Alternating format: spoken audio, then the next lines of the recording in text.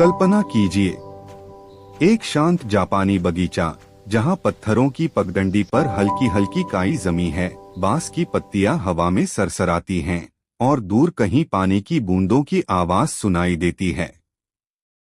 यहीं से शुरू होती है जापान की सदियों पुरानी परंपरा, जापानी टी सेरेमनी, जिसे चनोयू कहा जाता है। इस बगीचे को रोजी कहा जाता है, जिसका अर्थ है वह रास्ता जो मन को शुद्ध कर दे।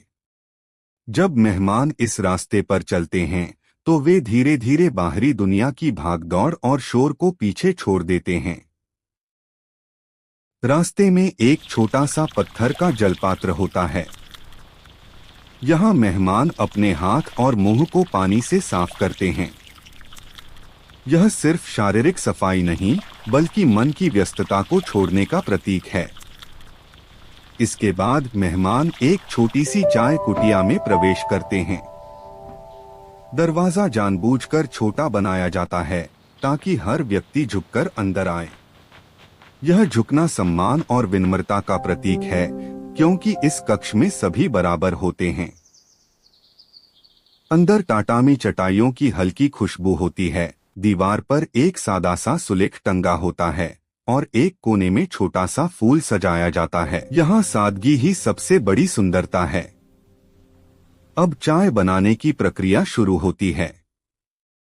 टी मास्टर बेहद ध्यान और शांति के साथ हर उपकरण उठाता है। चवहान यानी कटोरा, चसेन यानी बांस की फेंटनी और मत्चा का हरा महीन पाउडर। कटोरे में मत्चा डाला जाता है, फिर गर्म पानी मिलाया जाता है और बैम्बू विस्क से धीरे धीरे फेंटा जाता है। उस क्षण में कोई जल्दी नहीं होती। हर हरकत ध्यान का हिस्सा होती है। जब चाय तैयार हो जाती है तो टी मास्टर दोनों हाथों से कटोरा मेहमान को देता है। मेहमान हल्का सा झुककर धन्यवाद करता है, कटोरे को घुमाता है और धीरे धीरे पहला घूंट लेता है। मत्चा का स्वाद हल्का कड़वा होता है, लेकिन उसी कड़वाहट में एक गहरी सच्चाई छिपी होती है। जीवन भी ऐसा ही है। उसमें मिठास और कड़वाहट दोनों होते हैं और दोनों को स्वीकार करना ही संतुलन है। जापानी टी सेरेमनी 4 मूल सिद्धांतों पर आधारित है: हार्मनी, रिस्पेक्ट, प्योरिटी और ट्रांक्विलिटी। सामंजस्य, सम्मान, पवित्रता और शांति, यही चनोयू की आत्मा है।